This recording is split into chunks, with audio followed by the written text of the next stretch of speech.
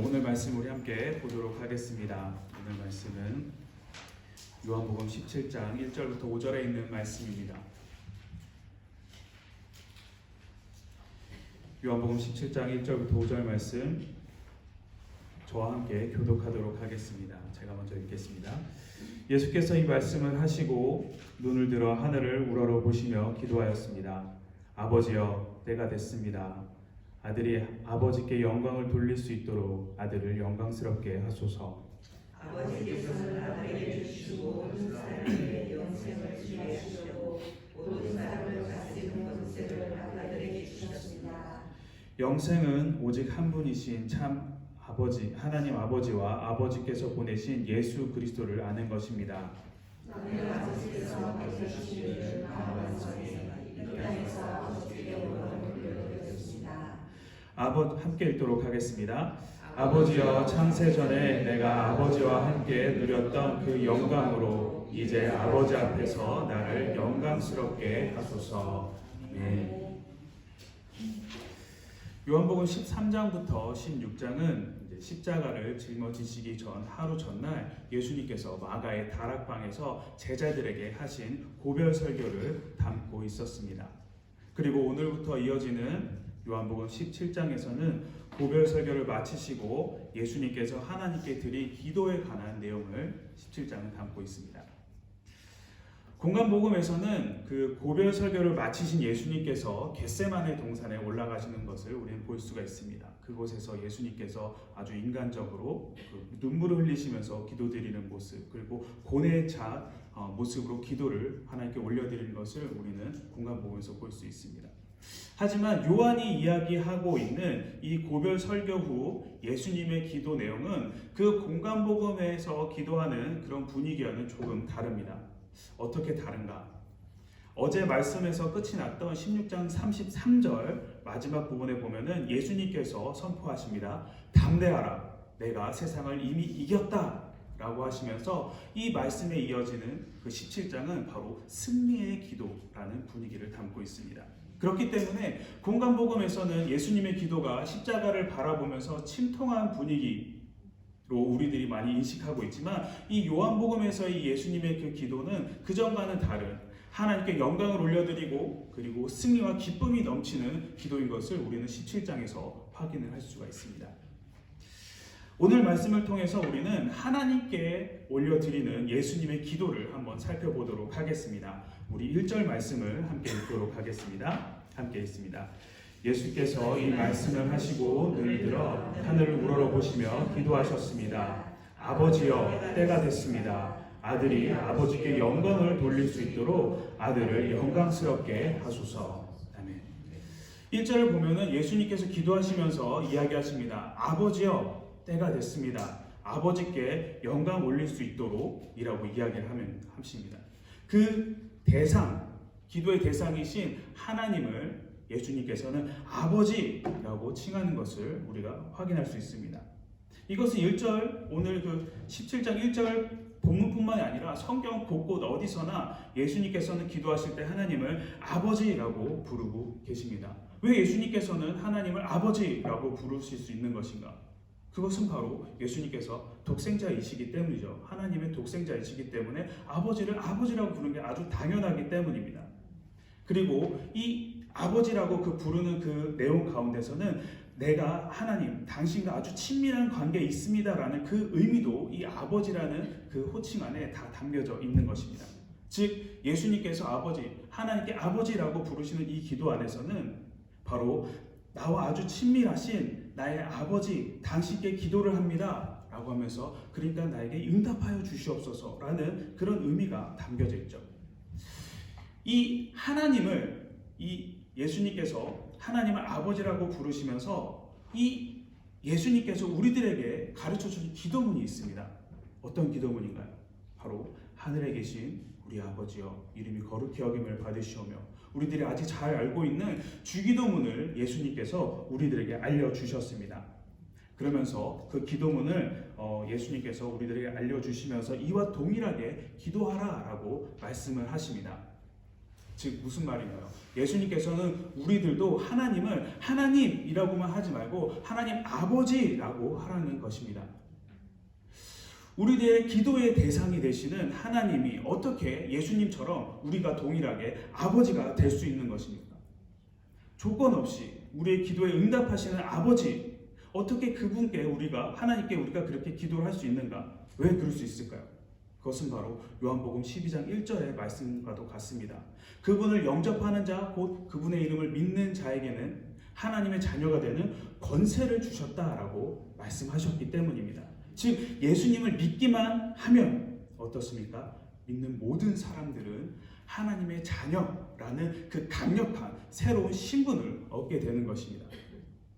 그래서 하나님은 나의 아빠, 나의 아버지가 되시고, 하나님과 우리의 관계는 아버지와 아들의 관계, 그리고 아버지와 딸의 그 관계가 되는 것입니다. 그렇기 때문에 우리는 하나님께 아버지라고 부르짖으며 기도를 할 수 있는 것이고, 하나님의 자녀된 우리들의 그 부르심에 하나님 아버지께서는 응답을 주시는 것입니다. 여러분, 아무리 어린 아이라고 해도 아무 사람이나 보고 아빠라고 부르지 않습니다. 그리고 아무 상관없는 사람이 아무리 어린아이가, 이쁜 어린아이가 와서 아빠라고 부른다고 해도 그 사람은 상관하지 않아요.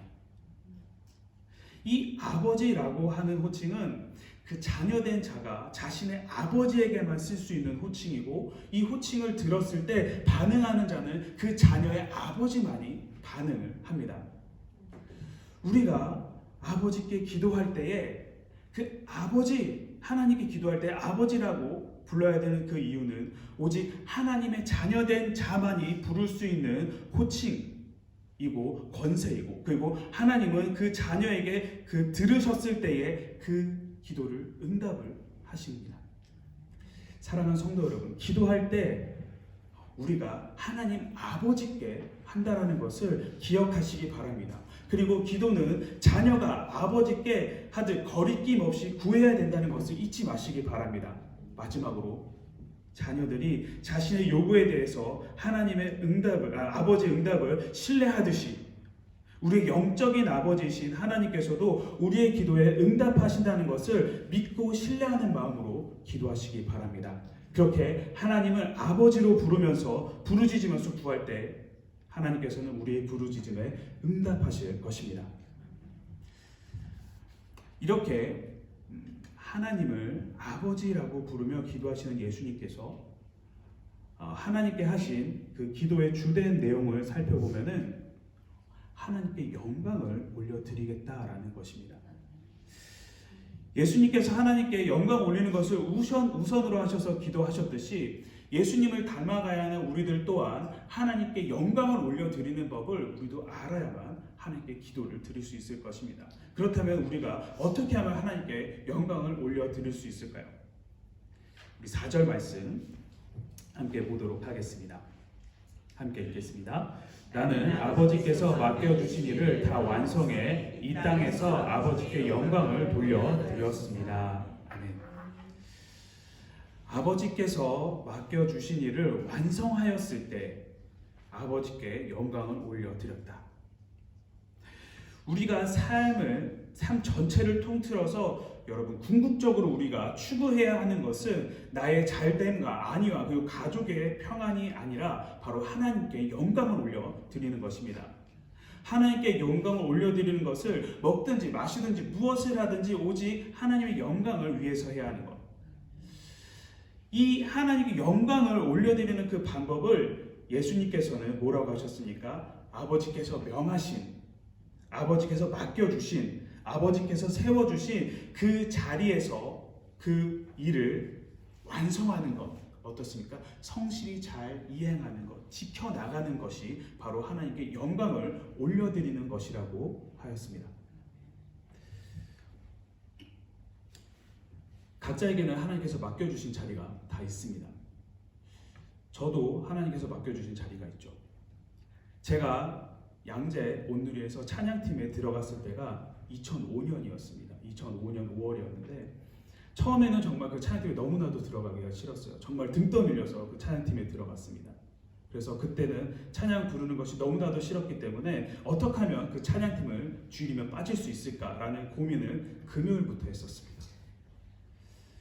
그런 마음으로 처음에는 그 찬양팀의 코러스에 서서 저 한켠 구석의 한켠에 서서 어떻게든 그냥 찬양을 그냥 조금만 하고 내려고 그렇게 나왔었는데, 점점 찬양을 하면서 부르면서 찬양을 부른 것이 이것이 얼마나 기쁜 일인지를 조금씩 알고 깨닫게 되었습니다. 그러면서 찬양한 것이 행복해지자 점점 하나님을 깊이 만나게 되는 순간들이 있었습니다. 그래서 찬양을 그렇게 부르기 싫었던 제가 어느 순간엔 메인 싱어가 되었고, 나중에는 부족하지만 사역을 하면서부터 찬양 인도도 하게 되었습니다. 이 모든 것을 할 수 있었던 것은 하나님께서 그때마다 그 자리에 세워주셨을 때 그것을 감당할 수 있는 하나님의 은혜를 부어주셨고 하나님께서 능력을 주셨기 때문임을 저는 고백을 합니다. 앞서 말씀드린 것처럼 우리 모두에게는 각자의 자리가 있습니다. 부모의 자리가 있고, 부부로서의 자리도 있고, 직장인으로서, 그리고 직분자로서, 그리고 종교인으로서 우리가 서야 하는 그 자리는 어떻게 보면은 내가 열심히 노력을 해서 스스로 만든 자리이기도 하고, 또는 사람을 통해서 내가 세워진 자리이기도 하고, 또 어떤 분들은 어떻게 하다 보니까 얼떨결에 그 자리에 서게 되신 분들도 있을 것입니다. 하지만 그 전에 우리가 반드시 꼭 알아야 할 것은 바로 내가 만든 자리든 내가 소개를 받은 곳이든 나도 모르게 서 있던 그 자리든 모두가 다 하나님께서 직접 정해서 그곳에 세워주셨다라는 것입니다. 그리고 우리에게 맡겨주신 그 자리에서 우리가 감당하라고 하는 그 일은 바로 우리가 일명 부르는 사명이라는 것입니다. 하나님께서 맡겨주신 그리고 세워주신 그 자리는 우리가 이 땅에서 살아가는 기간 동안에 그 사명의 역할을 우리가 담당하기를 하나님께서 원하시는 것이고, 그 역할을 담당할 수 있도록 하나님께서는 능력도 주시고 힘을 주시는 분이십니다.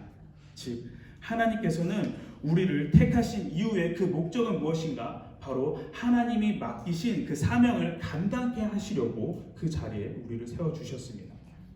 따라서 누구든지 하나님을 기쁘시게 하려면 어떻습니까? 하나님께서 맡겨주신 그 자리에서 열심을 다해서 충실히 그 일을 감당했을 때에, 하나님께서 세워주신 그 자리를 잘 지켜나가고 있을 때에 예수님께서 말씀하신 것처럼 하나님께 영광을 올려드릴 수 있는 것입니다.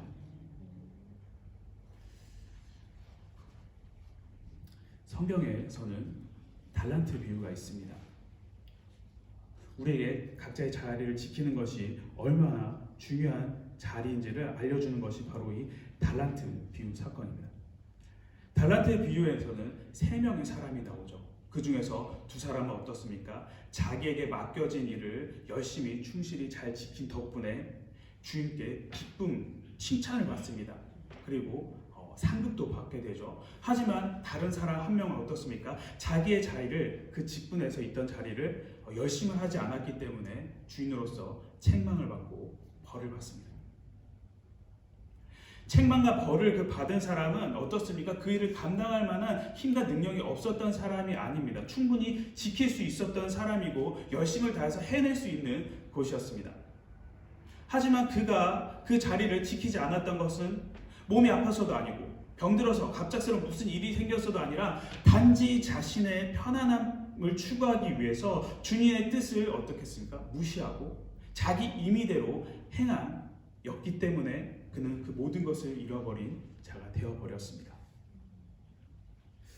여러분, 우리들도 마찬가지입니다.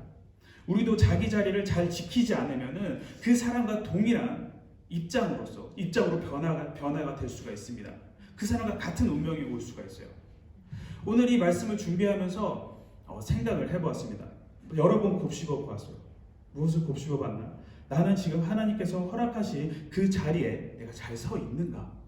그러면서 내가 그 자리에 서 있는 것을 확인을 했는데 그 자리에서 내가 책임감을 갖고 성실하게 내가 지금 하고 있는 것인가? 하나님께서 말씀하신 그 자리에서 맡겨주신 일을 완성해 나가고 있는가를 다시 한번 생각을 해보았습니다. 그렇게 생각을 해보았을 때 아주 당연하다는 듯이 그렇습니다라고 저는 대답을 하지 못했어요. 대답이 안 나오더라고요.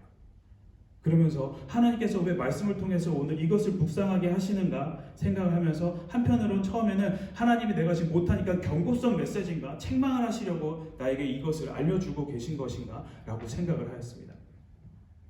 하지만 그 한편 그러면서 계속해서 생각해 보았을 때 그게 아니라는 걸 알았어요. 어떤 걸 깨달았는가? 하나님께서는 나를 자녀로 삼으셨기 때문에, 사랑하는 아들로 보시기 때문에 내가 바른 길로 가지 않는 것을 안타까워하시면서 사랑하는 마음으로 이것으로 돌아왔으면 좋겠다. 하나님께서 사랑하시는 그 방법 중에 하나로 이것을 알려주시는 거구나라는 것을 깨닫게 되었습니다. 사랑하는 성도 여러분, 성실하게 자기 직무의 책임감을 가지고 임했을 때에 하나님께서 그 이상의 은혜와 복을 더해 주십니다. 더 모든 것을 아시는 주님께서, 근데 한편으로 사람들이 이렇게 생각해요. 모든 것을 아시니까 하나님께서 다 알아서 해주실 거야 라고 이야기하면서 아무것도 하지 않는 사람들이 있습니다. 정말 안타까운 사람이에요. 하나님께서 모든 것을 아시지만 성실히 일하지 않으면은, 거기서 책임감을 갖지 않으면 어떻습니까? 하나님께서 은혜 부어주시지 않습니다. 매 순간순간 자신이 서 있는 것을 점검하시고 그 자리가 하나님께서 명하신 자리인지를 확인하시기 바랍니다. 그리고 그 자리에서 내가 최선을 다하고 있는지를 확인해 보시기 바랍니다. 하나님이 세우신 그 자리에서 최선을 다해 하나님께 영광을 올려드리는 우리 모두가 되게 주님의 이름으로 간절히 소원합니다. 기도하겠습니다. 하나님 아버지라고 부를 수 있도록 저희들을 자녀 삼아주심에 너무나도 감사를 드립니다. 이 땅을 살아갈 때 하나님 아버지의 자녀다운 모습으로 살아가게 하여 주시옵소서. 주님께서 세우시고 보내신 곳에서 아버지께 순종을 하고 아버지의 뜻을 따르고 열심으로 아버지께 영광을 올려드리는, 그래서 예수님을 닮아가는 주님의 자녀 되게 하여 주시옵소서. 예수님 이름으로 기도합니다.